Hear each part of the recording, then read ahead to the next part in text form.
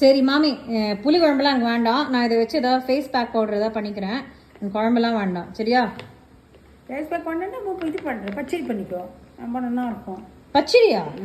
என்ன மாமி பேசுறீங்க? மாங்காய் பச்சடி தான் இருக்கு. இது யாராவது ஆரஞ்சு தோல் மாங்காய் பச்சடி மாதிரி தான் இதுவும். மாங்காய் பச்சடி இப்படி பண்ணுறேன்னா அதே மாதிரி தான் இதுவும். எப்படி? இதுவும் நல்லா பொடி பொடியாக நறுக்கி வச்சுக்கணும். எண்ணெயை விட்டு கடுகு, உளுத்தம்பருப்பு, பச்சை மிளகா வேணா பச்சை மிளகா, இல்லைன்னா வரமிளகா, முக்கால்வாசி பச்சை மிளகா போட்டால் தான் நல்லா டேஸ்ட்டாக இருக்கும். அது போட்டு கருவேப்பிலையும் போட்டு கொஞ்சம் பெருங்காயத்தையும் போட்டு நல்லா இதையும் போட்டு நல்லா வதக்கணும். வதக்கப்புறம் கொஞ்சமாக புளிஜலம் விட்டு கொஞ்சம் வெல்லம் விட்டு உப்பு மஞ்சப்பொடி போட்டு நல்லா கொதிக்கி வைக்கணும்.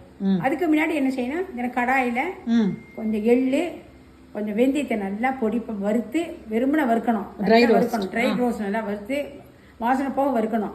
வறுத்து பொடி பண்ணி கடைசியில் இறக்கிறத இதை மேலே தூவி நல்லா ஒரு கொதிக்க வைக்கணும். என்னன்னா கொஞ்சம் திக்காக பண்ணணும், தண்ணியாக இருக்கணும், நல்ல திக்காக இருக்கணும். திக்காக இருந்தால் தான் பச்சடின்னு சொல்லுவா. எப்படி ரைத்தா நீங்கள் பண்ணுறல தயிர் போட்டு திக்கா, அதே மாதிரி இதுவும் பச்சடி திக்கா பண்ணணும். நல்லா ஆனால் நீங்கள் இது ஒரு தடவை கூட எனக்கு பண்ணி தந்ததில்லை. நான் பண்ணி தரேன் உங்களுக்கு. ஷுவரா? ஷுவர். நல்லா வருமா? வரும், நல்லா வரும். இதுக்கு யார் கேரண்டி? சேலம் மீனா மாமி கேரண்டி.